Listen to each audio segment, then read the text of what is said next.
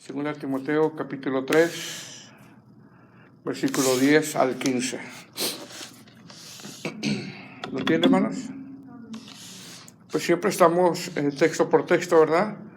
Y la clase pasada nos quedamos en el versículo 9.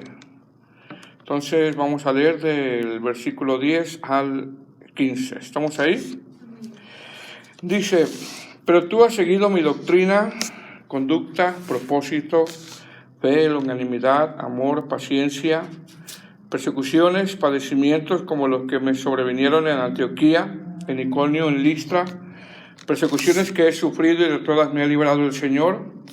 Y también todos los que quieren vivir piadosamente en Cristo Jesús padecerán persecución. Mas los malos hombres y los engañadores irán de mal en peor, engañando y siendo engañados.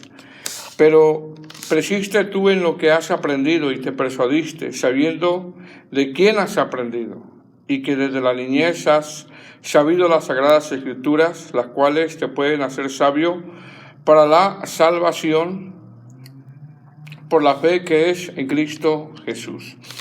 Hasta ahí, hermanos. Bueno, este es el tema número 8 de esta segunda carta de Timoteo. Este capítulo 3 lo hemos dividido en 2 sermones porque hay un contraste. No sé si recuerdan la clase pasada lo que miramos, amén, entre el carácter de los hombres postreros, hablando de los falsos maestros o de los falsos cristianos, y el carácter, o en este caso lo que Timoteo había sido instruido. Y como título le puse la formación de un pastor o la formación de un verdadero ministro. El apóstol Pablo, hermano, ha venido animando constantemente a Timoteo. Ya lo hemos repetido varias veces.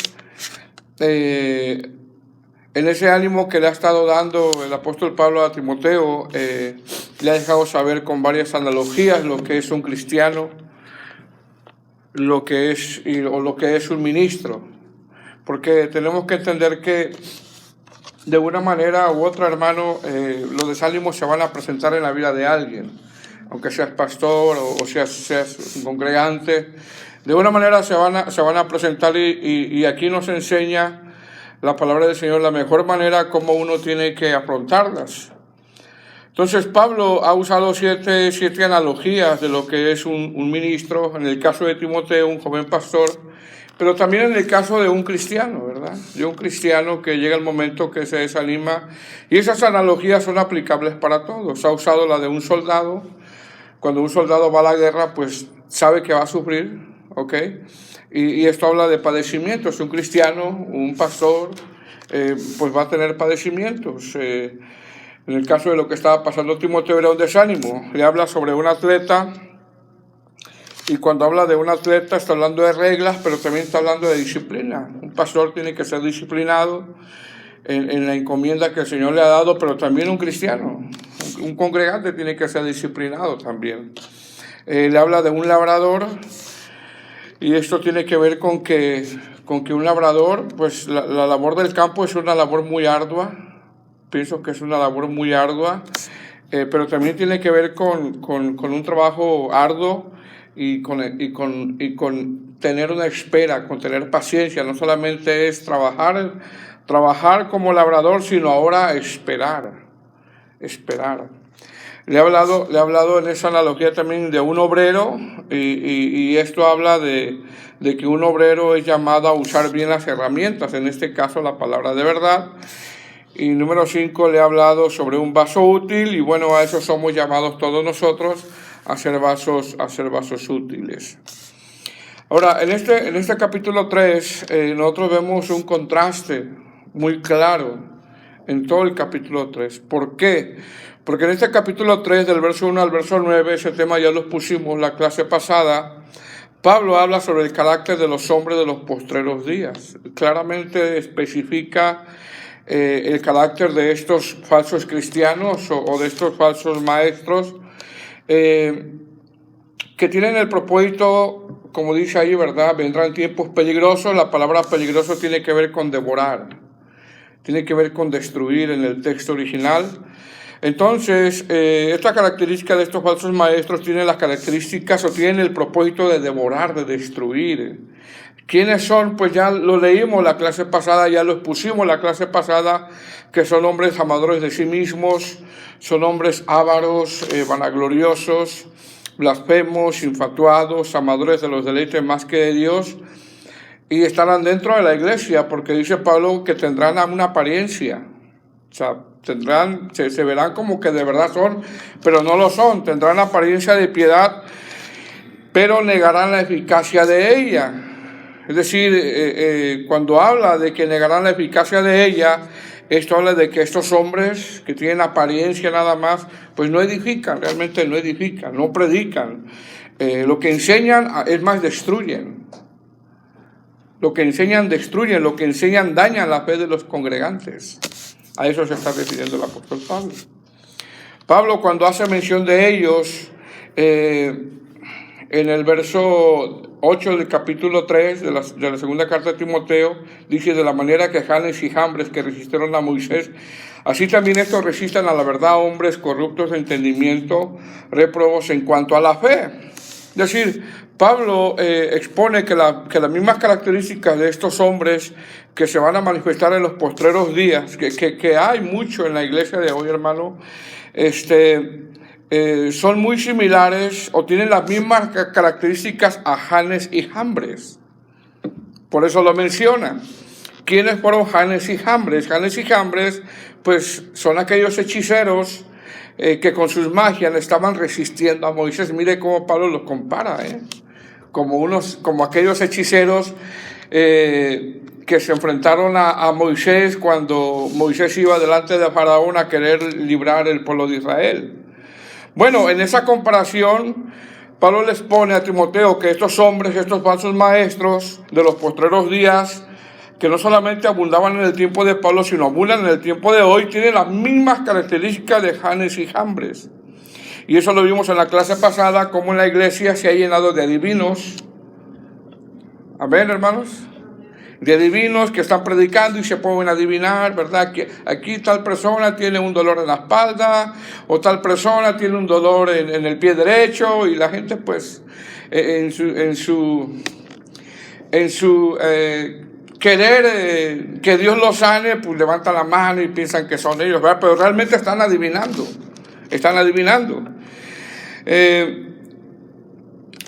Expusimos la clase pasada que eso se ha llenado en el tiempo de hoy, como dijo ahorita, predicadores que andan adivinando. Hay mucha brujería porque Janes y Jambres realmente pues son brujos, son hechiceros, y eso existe en la iglesia de hoy, predicadores que traen falsos actos proféticos con sal, con harina, hacen una cruz y luego ahí queman los pecados simbólicamente de la gente en un papel, ungen estacas con aceite en las montañas, y bueno, sería interminable nosotros nombrar todas esas cosas que si uno investiga bien, hermano, todo eso proviene de la brujería. Todo eso proviene de la hechicería. Bueno, el apóstol Pablo termina diciendo en el verso 9 del capítulo 3, mas no irán más adelante porque su insensatez será manifiesta a todos, como también lo fue la de aquellos. Fíjese lo que dice, Es decir, tarde que temprano todas sus acciones, toda su mala doctrina, la congregación se va a dar cuenta de ello. Puede pasar 2 meses, puede pasar 1 año, puede pasar 3 años, pero aquella persona que está buscando realmente agradar a Dios, tarde que temprano se va a dar cuenta de todas las malas obras, de todas las acciones de estos falsos maestros y todas las manifestaciones que hacen en una congregación. Claramente lo dice aquí el apóstol Pablo en el verso 9, mas no irán más adelante, porque su insensatez será manifiesta a todos. O sea, tarde que temprano uno lo va a ver. Como también la fuera de aquellos, hablando sobre Janes y Jambres y hablando sobre estos hombres que son falsos maestros y que tienen estas características. Ahora, ¿qué vamos a ver el día de hoy, hermanos? Bueno, a diferencia de esos falsos maestros, ahora Pablo hace mención o le recuerda a Timoteo cómo él fue instruido. ¿Cómo fue Timoteo instruido Y bueno, ese es el tema de hoy. La formación de un verdadero ministro, a diferencia de las características de los falsos maestros que Pablo ya mencionó. Y mira cómo comienza 2 Timoteo capítulo 3, versículo 10. Vamos a leer el 10 y el 11 y luego lo vamos a ir desglosando. ¿Lo tiene?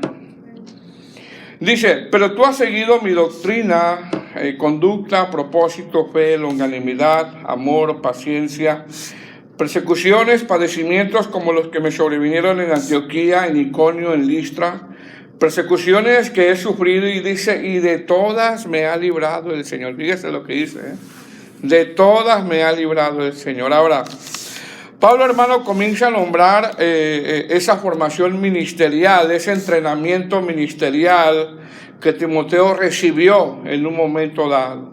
Y nombra 8 cosas que Timoteo recibió, pero también Timoteo persistió. Número 1, doctrina. Número 2, conducta. Número 3, propósito. Número 4, fe. Número 5, longanimidad. Número 6, amor. Número 7, paciencia. Y número 8, persecuciones y padecimientos. Ahora, lo primero que hace Pablo, o lo primero que le dice Pablo en contraste de los falsos maestros, en el verso 10 dice, pero tú. Fíjese cómo le dice, pero tú. Pablo ya le hizo mención del carácter de los hombres de los postreros tiempos, y a diferencia de ellos le dice, pero tú, es decir, como diciéndole, tú haz lo contrario, o tú fuiste instruido en lo contrario de estos falsos maestros. Es como decir, pero tú, es decir, tú has tomado una decisión contraria a lo que enseñan estos hombres fieles, totalmente diferente, porque esto es un contraste. Hay otras traducciones que así lo traducen, Ahora, la primera carta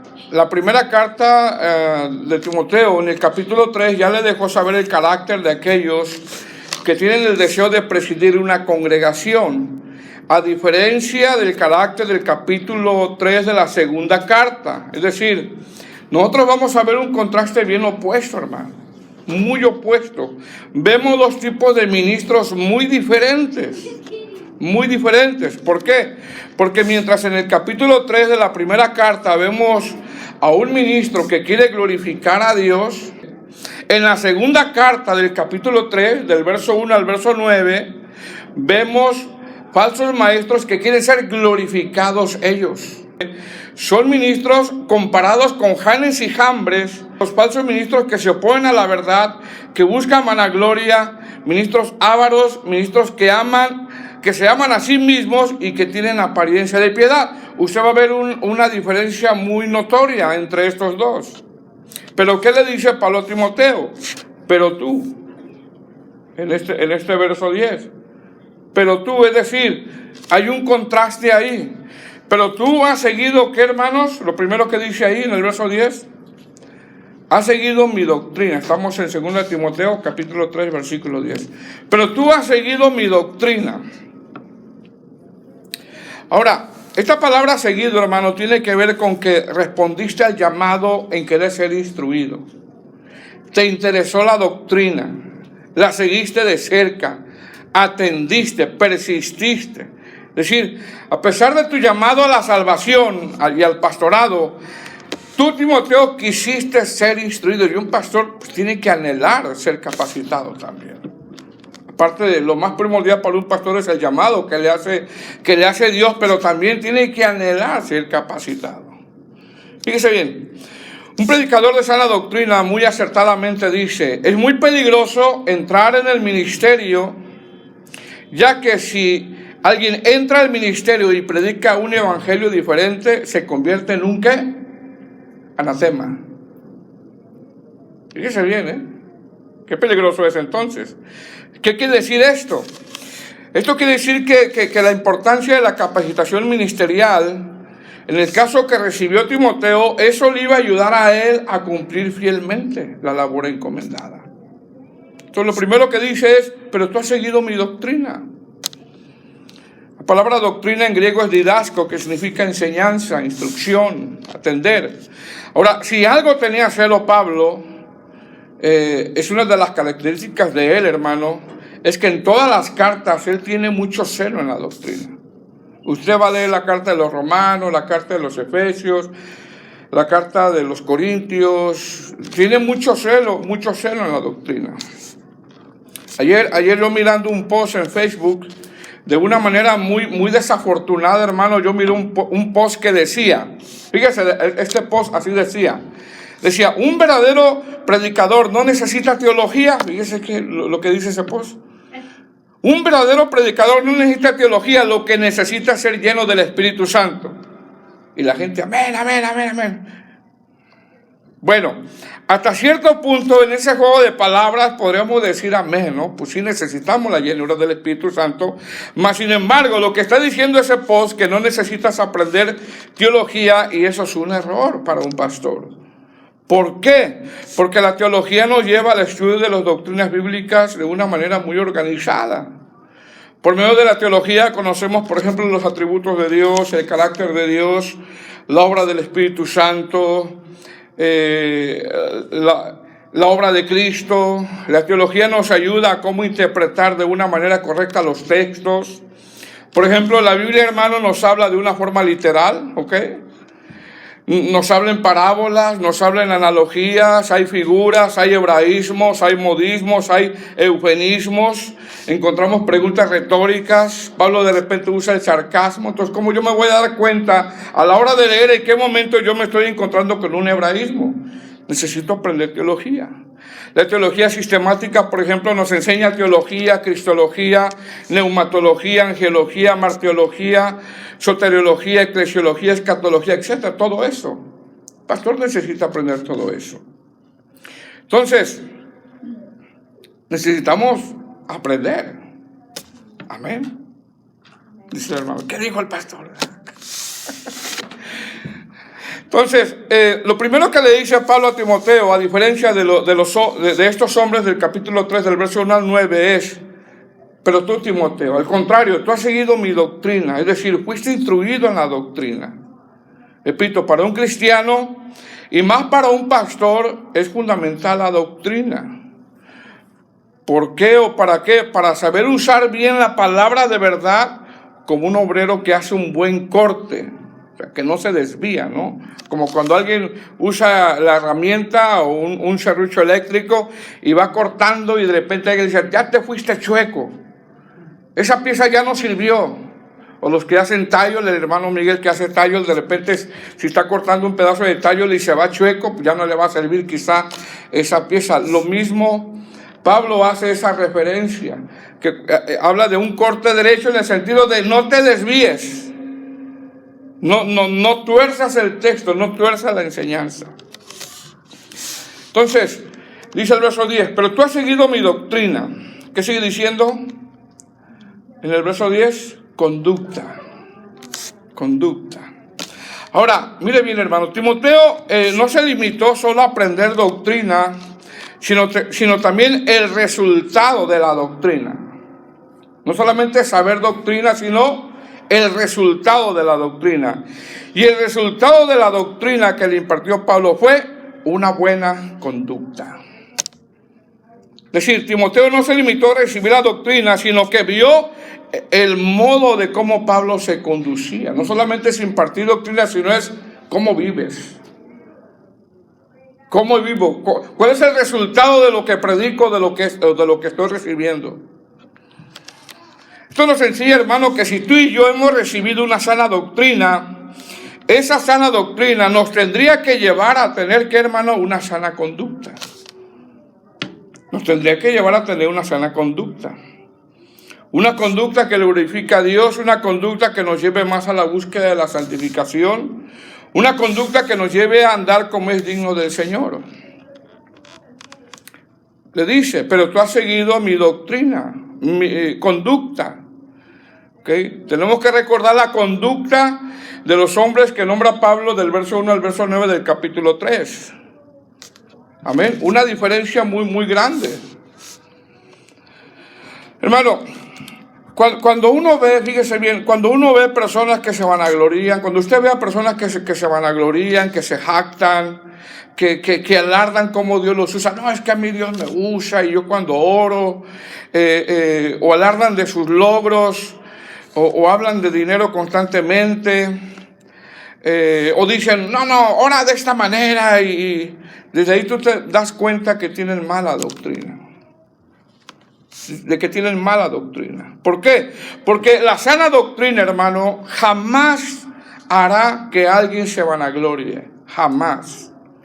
Jamás. La sana doctrina, la sana enseñanza, jamás hará que el predicador hable de él, ni mucho menos de sus logros. La sana enseñanza siempre va a apuntar a Cristo, siempre que Cristo sea glorificado. Por ejemplo, 5 cosas. ¿Cómo puedes tú identificar a un falso maestro? 5 cosas rápidamente. Número 1, la forma como ora. Cuando tú ves a un pastor o a un cristiano como ora, ahí te puedes dar cuenta. Si se pone a orar y se pone a decretar, yo declaro, yo decreto, rápidamente te das cuenta. Número 2, si está hablando mucho de sus logros, que yo conquisté, mala doctrina. Número 3, la forma como pide el dinero. Ahí te das cuenta cómo un pastor es genuino y cómo no es genuino, la forma como pide el dinero, cómo pide los diezmos, cómo manipula las escrituras para pedir el dinero. Número 4, la forma como te pide un favor. Ahí te das cuenta si es un falso o un genuino. Hey, tú, hijo, ven. Porque así hablan unos, ¿verdad? Tú, hijo, ven para acá. Ni gracias te dan. Número 5, la forma como expone. Casi ni lee las escrituras. Por ejemplo, te dicen, Dios te quiere bendecir y amén. Dios te quiere sanar, amén.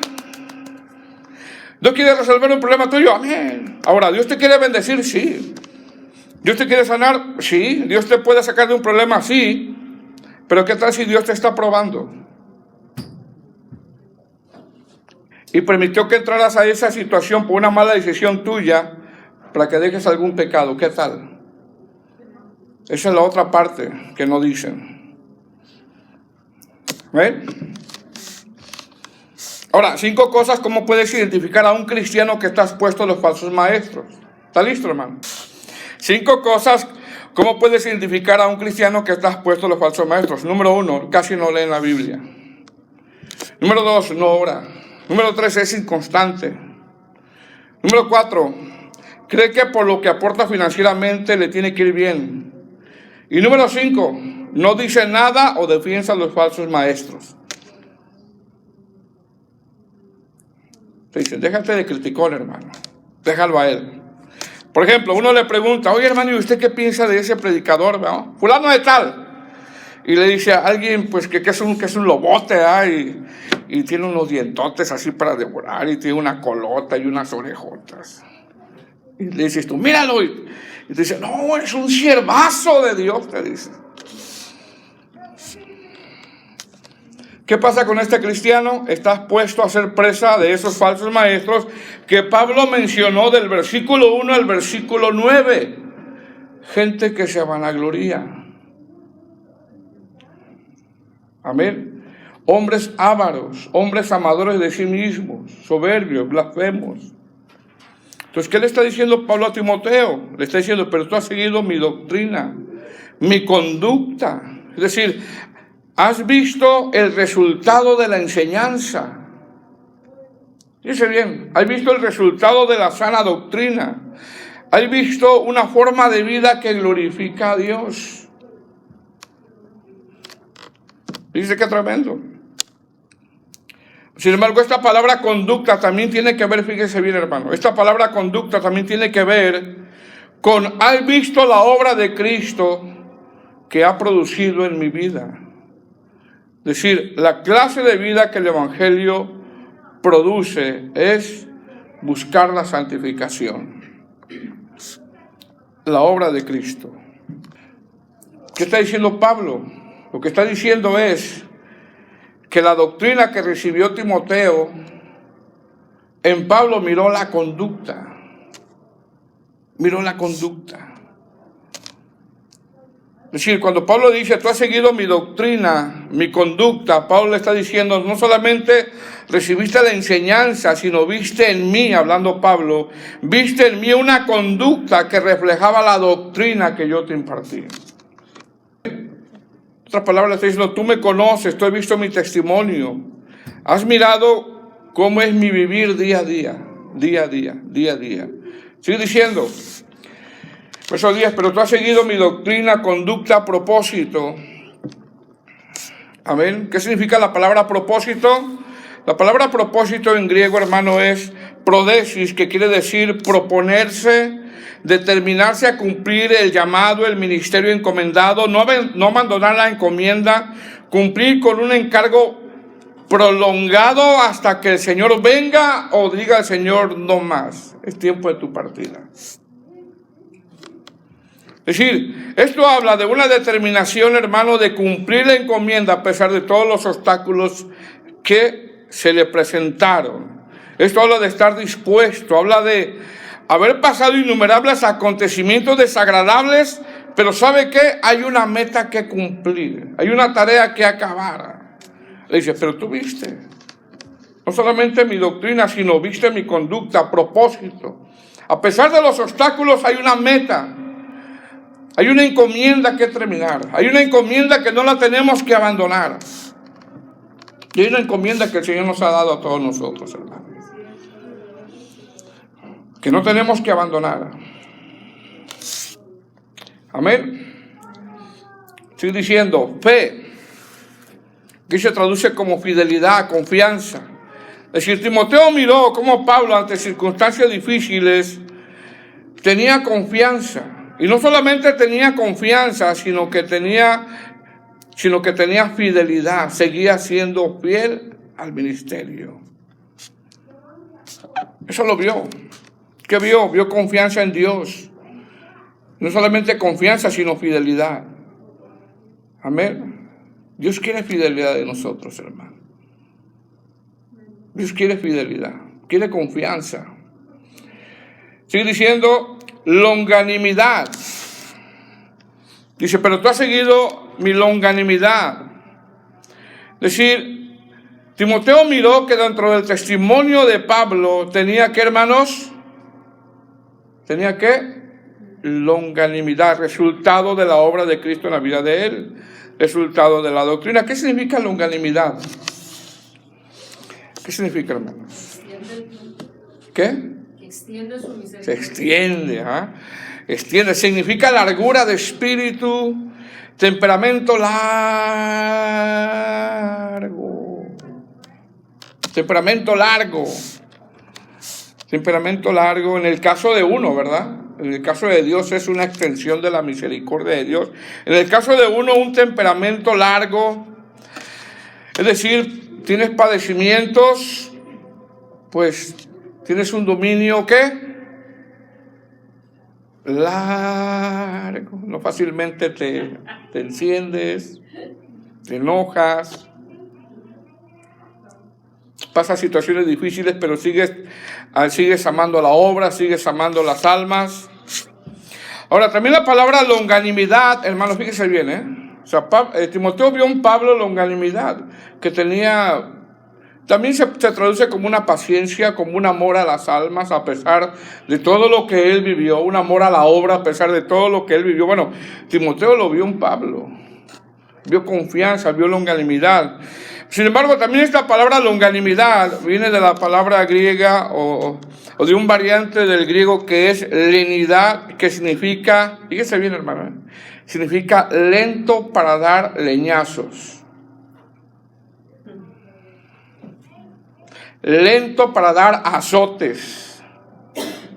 No fácil, alguien que no fácilmente ofende. O sea, ¿qué le está diciendo? ¿Qué miró Timoteo en Pablo? Que no era alguien arrebatado. Que no era alguien que de repente andaba enojado o le quería decir a alguien, a algún hermano, y se paraba y lo agarraba así a leñazos porque le traigo ganas al hermano. No. Lento para dar, ¿qué hermano? Leñazos. Okay. Hay que ser lento para dar leñazos. ¿Sí entiende, verdad? Amén. Entonces, ¿qué le dice? Tú has seguido mi doctrina, conducta, propósito, fe, longanimidad.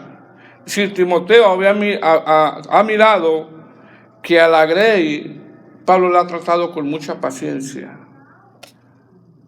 Con mucha paciencia. Estoy diciendo amor.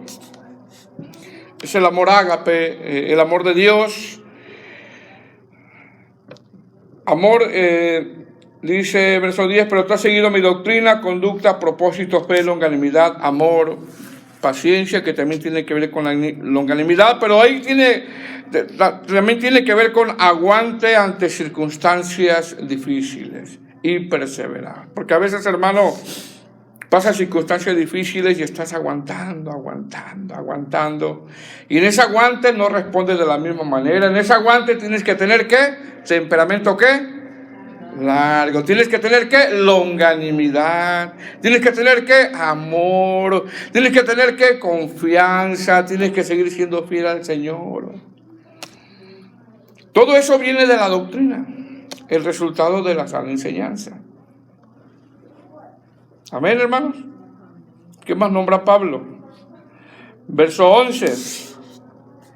Dice, persecuciones, padecimientos como los que me sobrevinieron en Antioquía, en Iconio, en Listra, persecuciones que he sufrido y de todas me ha librado el Señor. Ahora, Pablo sabe, hermano, que Timoteo supo, vio, fue testigo, cómo Pablo afrontaba las persecuciones y los padecimientos. Y la pregunta es, ¿cómo nosotros, hermano, afrontamos las pruebas que pasamos? ¿Cómo yo las afronto? ¿Cómo tú las afrontas? Nombra Antioquía, Iconio y Listra. ¿Qué pasó en Antioquía? Hechos 13:50, se lo leo. Dice, pero los judíos instigaron a mujeres piadosas y distinguidas y a los principales de la ciudad y levantaron persecución contra Pablo y Bernabé y los expulsaron de sus límites. Si usted lee toda esa parte del capítulo, ahí va a ver que yo estaba en Antioquía. ¿Qué pasó en Iconio? Hechos capítulo 14, del 2 al 5. Aconteció en Iconio que entraron juntos a la sinagoga de los judíos y hablaron de tal manera que creyó una gran multitud de los judíos y asimismo griegos.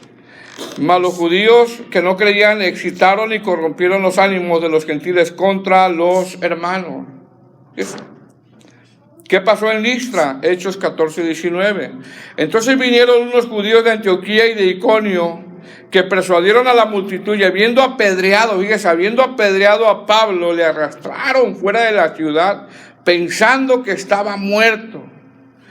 ¿Qué le está diciendo el apóstol Pablo? Le está diciendo que Timoteo sabía de todos los padecimientos que el apóstol Pablo vivió y a pesar de eso miró todavía Timoteo en Pablo. ¿Qué miró? Amor todavía, a pesar de eso. Hermano, ¿quién va a tener amor que alguien lo apedree?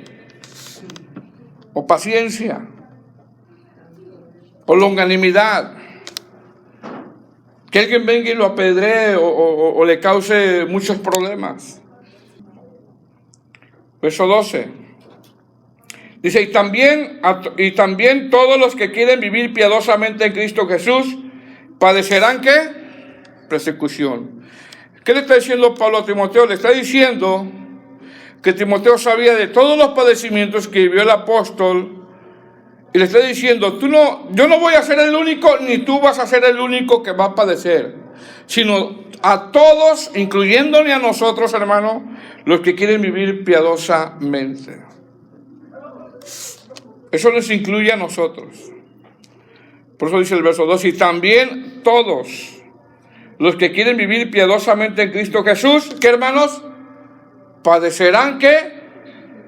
Persecución. Ahora, fíjese bien, Pablo no está diciendo esto como una regla, que tenemos que padecer igual que él. No está diciendo eso.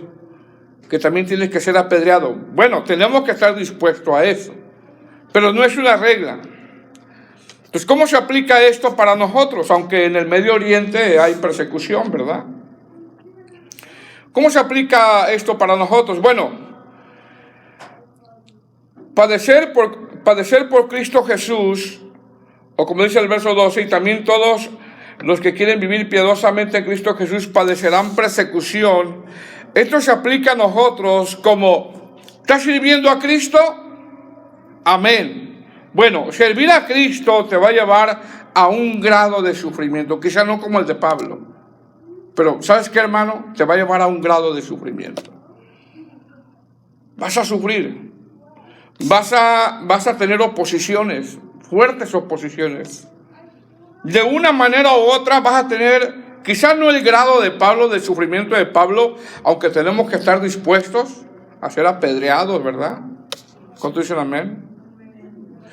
¿Cuántos dicen amén? A ser expulsados, ¿verdad? Deportados por Cristo. ¿Cuántos dicen amén?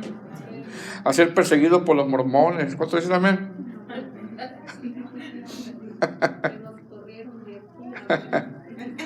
Tenemos que estar dispuestos a eso, hermanos. Amén.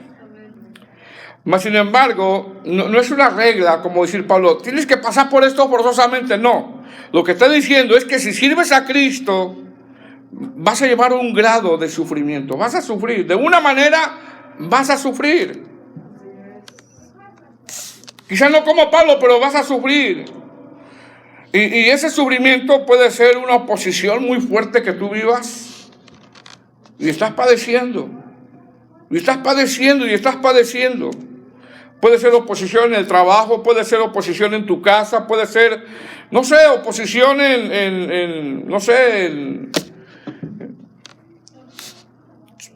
cada uno de nosotros sabemos los padecimientos que vivimos por servir a Cristo. Va a ser inevitable. Porque Pablo dice, y también todos los que quieren vivir piadosamente en Cristo Jesús padecerán persecución. Repito, quizás no al grado de como Él, ¿verdad? Aunque tenemos que estar dispuestos, pero sí vas a tener un grado de sufrimiento. Y eso no nos debe de sorprender a nosotros, hermanos. Verso 13. Mas los malos hombres y los engañadores irán de mal en peor, engañando y siendo engañados. Pero tú persiste en lo que has aprendido y te persuadiste, sabiendo de quién has aprendido y desde la niñez has sabido las sagradas escrituras, las cuales te pueden hacer sabio para salvación por la fe que es en Cristo Jesús.